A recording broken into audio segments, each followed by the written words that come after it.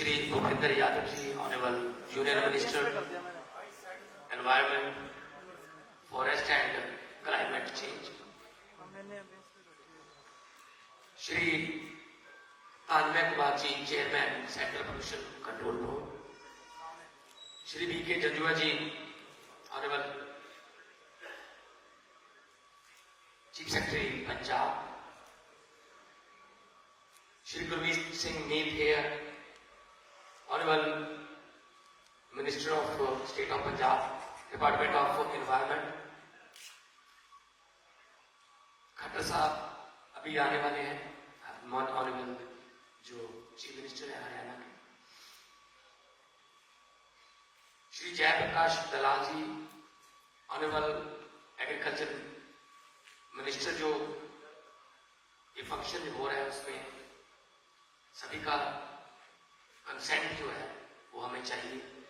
Shri doctor M Kutty, chairperson commission for air quality management. Shri Sanjeev Kaushal ji, chief secretary government of Haryana. Naresh Pal Gangwat ji, additional secretary ministry of environment, forest and climate change, government of India. और जितने भी NGOs, जितने भी मंचेस को आप represent करते हैं,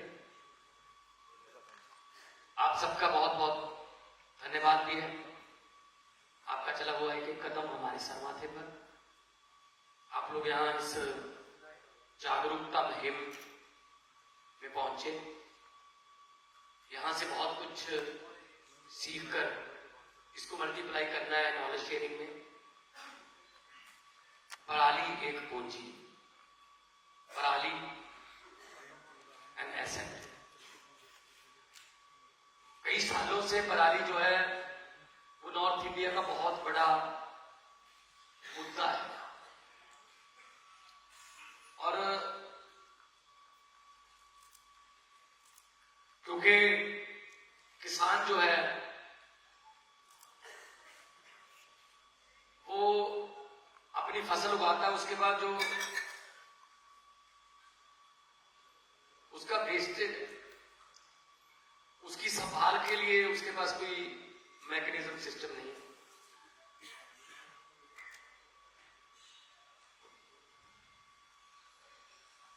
हमारे बीच में मुख्यमंत्री हरियाणा माननीय श्री मनोहर लाल खट्टर जी पधार चुके हैं.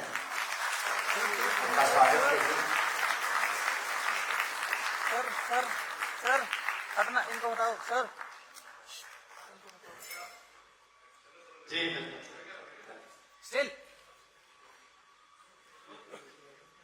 बहुत लंबी उम्र है आपकी, अभी भी मैंने आपका नाम लिया तो आप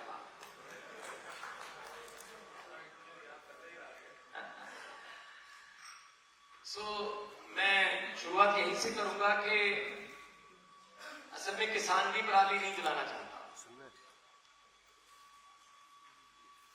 क्योंकि वो धुआं जो है पराली का, वो दिल्ली में या आसपास के एनसीआर के एरिया में तो 4-5 दिन लगते हैं उसको पहुंचने में, लेकिन किसान के घर के ऊपर से तो उसी दिन जाता है. उसी में किसान का परिवार, किसान के बच्चे भी सांस लेते हैं. तो वो खुद भी नहीं चाहता, लेकिन उसका हल चाहिए. मैं माननीय जो हमारे मंत्री साहब हैं भूपेंद्र यादव जी, उनसे बात कर रहा था. अगर टेक्निकली देखें, क्योंकि मैं खुद खेती करता हूं, टेक्निकली देखें तो एक दिक्कत ऐसी है जिसका बहुत कम जिक्र होता है. पराली जलाने में मजबूरी क्या है किसान की? एक फसल और दूसरी फसल के बीच बहुत कम समय है. तो इसीलिए देखो, अक्टूबर में 15 अक्टूबर के बाद हमारी मंडियां पीक सीजन होता है. 20, 25, 30 अक्टूबर तक हम धान को प्रोक्योर करके भेज देते हैं देश के अलग अलग अनाज भंडारों में, और नवंबर के पहले हफ्ते में गेहूं 7 दिन 10 दिन लगा. तो 10 दिन में कुछ भी नहीं कर सकता, ना तो खुद उठा सकता उसको, या तो उसके पास कोई ऐसा मैकेनिज्म हो कि उसको कहा जाए कि तू एक जगह पे इसको रख ले, तुझे सर्टन अमाउंट दी जाएगी, जितना तेरा लेबर लगेगी इसको एक जगह पे रख ले। जैसे हम गेहूं का जो जिसको तूड़ी बोलते हैं पंजाबी में, वो सोने के भाव बिकती है, जैसे उसका कुप लगाते हैं, उसी तरह अगर पराली का लग जाए तो हम गवर्नमेंट उनको श्योरिटी दे, सेंट्रल गवर्नमेंट और स्टेट गवर्नमेंट मिलकर, कि हम इसको उठा लेंगे, आपकी जगह भी फ्री हो जाएगी, आप उसमें कुछ और भी बीज सकते हो, कुछ सब्जियां या कुछ और, कोई ना कोई ऐसा हल, क्योंकि वो खुद भी नहीं चाहता। नंबर 2,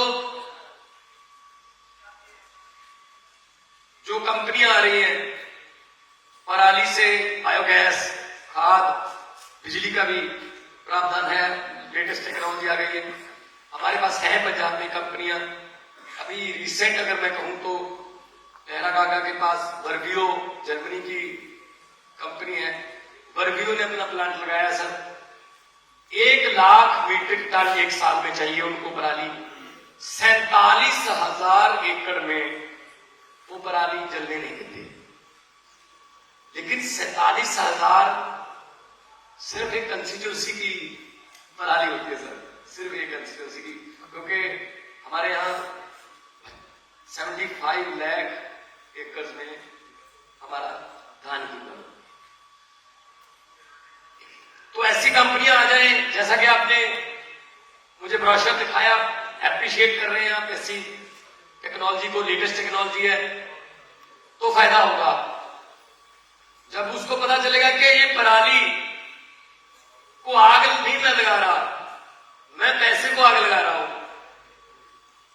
मैं अपनी संपत्ति को आग लगा रहा हूं, तब वो कहेगा मैं नहीं इसको आग लगाऊंगा, इसको मैं बेच दूंगा, फाइनेंशियली उसको फायदा होता है। नंबर 3 पे अगर आए तो धान के वो बीज जो कम दिन लेते, जैसे PR-126 है, 27 है, 29 है, उनको अप्रिशिएट किया जाए। वो 93 डेज में पक जाती है, बिजली भी कम लगती है, समय भी कम लगता है, पानी भी धरती से कम निकलता है। जो पूसा है वो 153 डेज लेती है, बिजली भी ज्यादा लगती है, पानी भी ज्यादा निकलता है, उसकी पराली भी बहुत ज्यादा होती है। हम एप्रिशिएट कर रहे हैं इस बार कॉटन, जो नरमा और कपास, उसको एप्रिशिएट कर रहे हैं कि आप बीजिए। थोड़ा विश्वास टूट गया पिछली 2 फसलों से, बीज नकली आ गए, और एक बार व्हाइट फ्लाई और एक बार गुलाबी सुंडी, उसने उनकी फसल बर्बाद कर दी। तो फिर वो अगली बार फसल बीजने से थोड़ा हिचकिचाते, उनको अप्रिशिएट कर रहे हैं। ज्यादा से ज्यादा रकबा जो है, खासतौर पे मोहर, फाजिलका, तलवंडी साबो, बठिंडा, मुक्तसर का एरिया। गन्ना जो है वो बहुत बड़ा बदल है धान का, एक साल में एक ही फसल होती है। गन्ने का भी वही प्रॉब्लम है, गन्ना हमारे बहुत अच्छा हो सकता है, वही पंगा है, 10-10 किलोमीटर की लाइनें लगती हैं, गन्ने की पर्ची बनती है ब्लैक में, उसके बाद मिल वाले जो है, प्राइवेट मिल वाले, वो पैसे नहीं देते। यही यूपी में हालात है सर, ये हमारे यहाँ।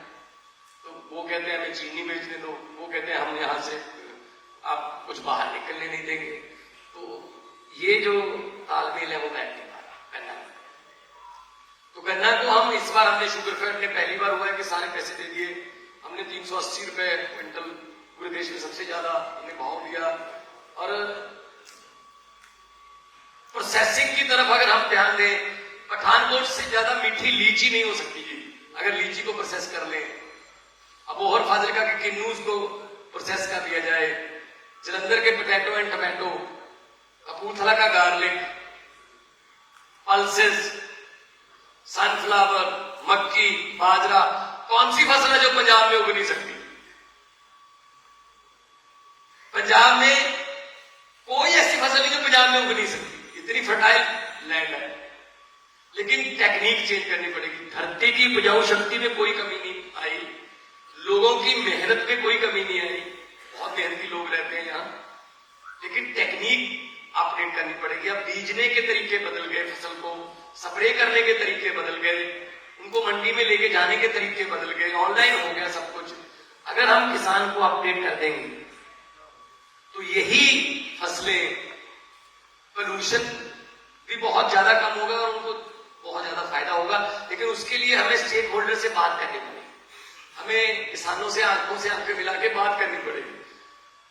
अभी क्या चलता है, इससे पहले क्या चलता है, मैं तो खुद गांव में रहा हूं, कोई फसल को सुंडी लग गई, नरमे को या गेहूं की फसल को, कोई खेतीबाड़ी अफसर या कोई पीएयू की तरफ से कोई नहीं आता गांव में कि ये इस किस्म की एक सुंडी की खबर आई है, इस पे आप ये स्प्रे कीजिए। अपने आप ही चलता है काम, एक दूसरे को पूछते हैं तो देव से नरमे नू पीले जे खंभा वाली सुंडी लग गई, पत्ते खाई जाती है, वो कहता हाँ साडे भी लगी, तू कल स्प्रे कर रहा सी, केड़ी है, पता नहीं केड़ी है, लाल जे ढक्कन वाली है, सारा पिंड लाल जे ढक्कन। अब ये भी नहीं पता वो लाल ढक्कन वाली उस सुंडी के लिए बनी है या नहीं।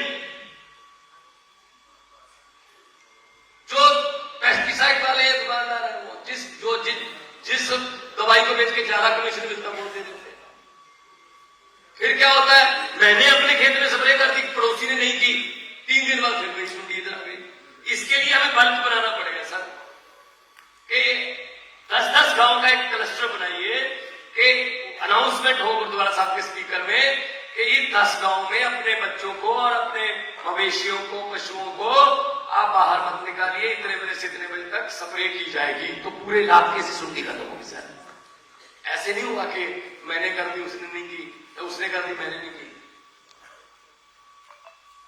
और धान के अलावा अगर किसी और फसल पर एमएसपी मिल जाए, अभी मैं अगर अप्रिशिएट करता हूं सर कि आप धान मत बीजिए, आप बाजरा बीज लीजिए, आप सूरजमुखी बीज लीजिए।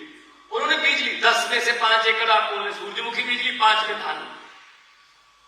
अब मेरे लिए चैलेंज ये रहेगा कि उसको धान 5 एकड़ धान बेचकर जितना प्रॉफिट हुआ है उतना ही प्रॉफिट उसको सनफ्लावर से होना चाहिए। या तो डिफरेंस पे करो उसको, या कैसे भी करके पूरा करो, वरना वो अगली बार वो 5 एकड़ नहीं बीजेगा, फिर धान की तरफ आएगा, फिर पराली होगी।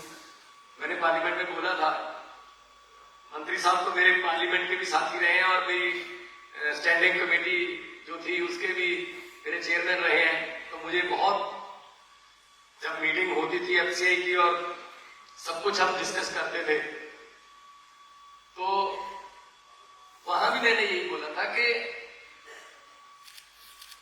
बड़े मान से, बड़ी शान से हम कहते हैं इस बार रिकॉर्ड पैदावार होगी धान की, इतने लाख मीट्रिक टन पैदावार की उम्मीद, मेरे देश की धरती सोना उगले उगले हीरे मोती।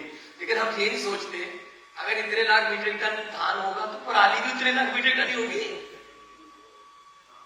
धान तो उससे ले लेते हैं, धान दे दो जी, ये चाहिए मेरा राइस चाहिए, और लेते ही उसको कहते हैं अगर आग लगाई पर्चा करेंगे। तो उसको समझ नहीं आता मैं अन्नदाता हूं या मैं क्रिमिनल हूं। पर्चा इसका बदल नहीं है सर, इसका कोई ऐसा बदल निकाला जाए। बड़े बड़े देश में वैज्ञानिक बैठे हैं, खेती को अपडेट करने के लिए बहुत आजकल तकनीकें आ गई हैं, पूरी दुनिया एक गांव बन गया है। ऐसी तकनीक निकाली जाए कि उसको फसल बीजने के बाद उसको ये डर ना हो कि मेरे घर में पुलिस आएगी या मेरे खेत में पुलिस आएगी। तो स्टिग्मा जो है ये बहुत खतरनाक है समझिए। तो उसको मान महसूस हो कि मैंने ये फसल दी और मैं देश के लिए इतना अनाज दे रहा हूं, मैं देश के लिए इतना, मैं देश का पेट पाल रहा हूं। तो इसीलिए जब मैं पार्लियामेंट में बोलता था कि पंजाब के किसान भी खुदकुशी कर रहे हैं, तो तमिलनाडु, केरला वाले, साउथ वाले जो हमारे कुलीग थे, उनको यकीन नहीं आता था कि पंजाब का किसान भी खुदकुशी कर सकता है। मैंने कहा जी करता है, कहते अच्छा जी हमें तो ये लगता था वहां तो कितने भंगड़े चलते हैं। मैंने कहा जी असल में आप आगे देखिए, कर्जे ही हो चुके हैं, एक डिपेंडेबिलिटी की बहुत मंत्री साहब प्रॉब्लम है। 100% डिपेंडेबिलिटी उसकी फसल पर है। 6 महीने बाद आएगी। 6 महीने से 2 दिन पहले आधे घंटे की ओलावृष्टि जब बेमौसमी बरसात हो गई, उसकी सारी कबीलदारी लाइन से उतर जाती, सब उसका मतलब हिसाब किताब बिगड़ जाता है उसका। एक बेटी की शादी 10-10 साल 15-15 साल कर्जा नहीं उठाता, फिर वो खुदकुशी की तरफ जाता है। खुदकुशी से कोई हल नहीं है, कर्जा तो रहता है ना, वो अपनी जान लेता है, कर्जा थोड़ी खत्म करता है। कर्जा बेटे पर आ जाता है, कर्जा वहीं पे रह जाता है। तो अगर उसको एक बदल भी दे दिया जाए कि धान भी बीज ले, पराली के तुझे पैसे मिलेंगे, ओके, उसका प्रॉफिट बढ़ गया। और आपके पास एक बदल है, आप डेयरी में आ जाओ, आप फिशरी में आ जाओ। श्रिम्प का हमारे यहाँ बहुत ही खासतौर पे जलालाबाद फिरोजपुर में बहुत बड़ा आजकल बढ़ रहा है इसका। श्रिम्प की जो वो रखते हैं, तालाब बन चुके हैं बहुत से। तो हमने एक सरकार किसान मिलनी की थी PAU में 12 फरवरी को। हमने किसानों को बुलाया, 15,000 किसान आ गए। हमने उनसे पूछा कि आप बताइए कितनी तारीख को नहर में पानी चाहिए, कितनी तारीख को नहर पानी चाहिए। आपको हैरानी होगी कि नरमा और कपास वालों ने कहा, जो बेल्ट है ये बठिंडा वाली अबोर तक, राजस्थान के बॉर्डर तक, उन्होंने कहा जी 1 अप्रैल को अगर पानी आ जाए ना टेल में, वो टेल कहते हैं, 1 अप्रैल को नहर में पानी आ जाए और 3 पानी हमारे नरमे को, पहले 3 पानी हमें नहर से पानी मिल जाए, उसके बाद कोई भी सुंडी नरमे का नुकसान नहीं कर सकती, क्योंकि नरमे का जो पौधा है वो स्ट्रांग हो जाता है। कितना अच्छा सोल्यूशन है, वही समस्या थी, वहीं से सोल्यूशन मिल गया।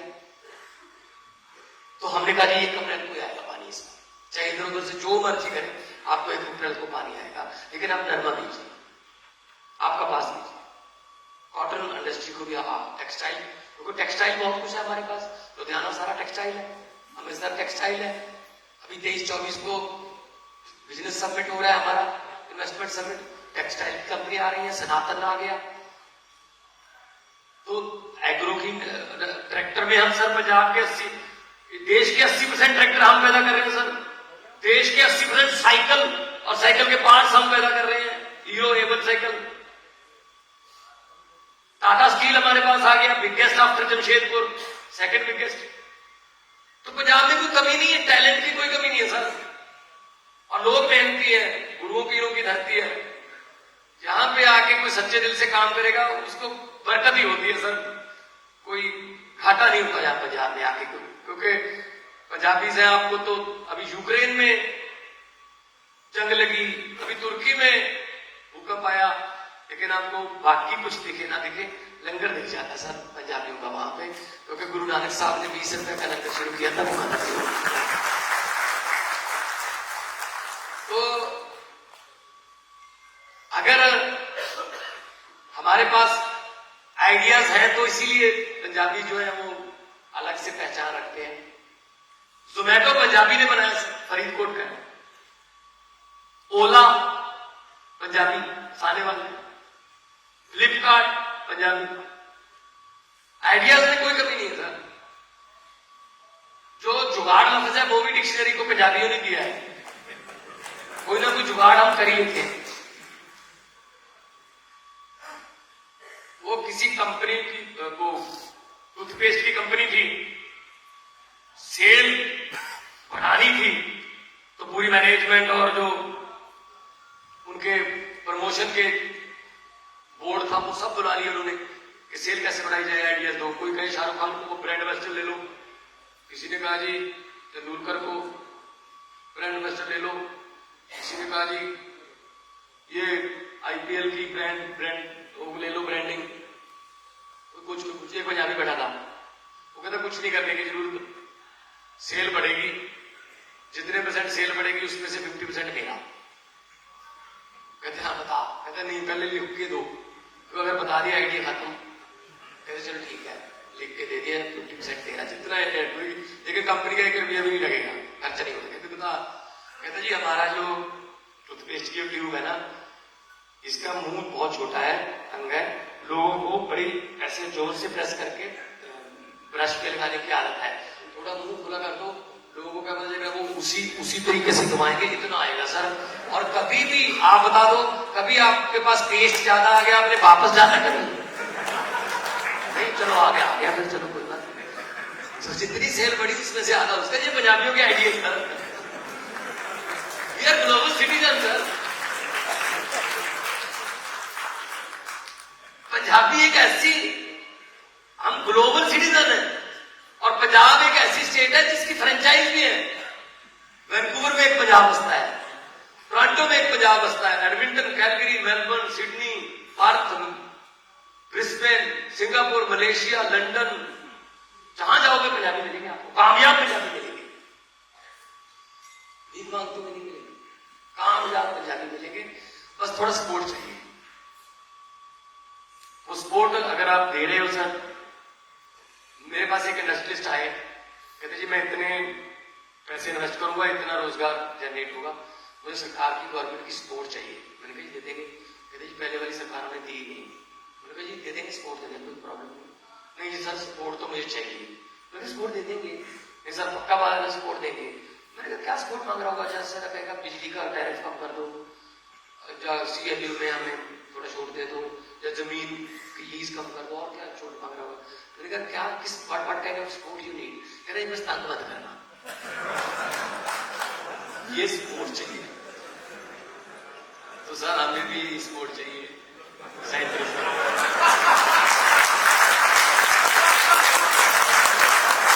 जितना हमारा GST वो टाइम पे दे दिया करो, जितना हमारा टैक्स बनता है वो टाइम पे दे दिया करो, रूरल डेवलपमेंट फंड के पैसे कुछ पड़े हैं वो दे दीजिए। तो बस आपकी सपोर्ट चाहिए। पंजाब जो है वो आजादी के संग्राम में भी सबसे मोहरी था, हरे इनकलाब में भी सबसे मोहरी था, और आने वाले दिनों में इंडस्ट्री में भी और फसलों में भी मोहरी सूबा ही बन के रहेगा सर। बहुत बहुत मेहरबानी, आप लोग पंजाब की धरती पे आए, आपका दिल की गहराइयों से स्वागत है, बहुत बहुत मेहरबानी। मैं तो यही कहूंगा कि लंबे सफर को मीलों में मत बांटिए, लंबे सफर को मीलों में मत बांटिए, कौम को कबीलों में मत बांटिए। एक बहता दरिया है मेरा भारत देश, इसको नदियों और झीलों में मत बांटिए। इकट्ठे रहिए सारे, कोशिशों को भाईचारा बना रहे, और देश हमारा दुनिया में चमकता सितारा। बहुत बहुत धन्यवाद।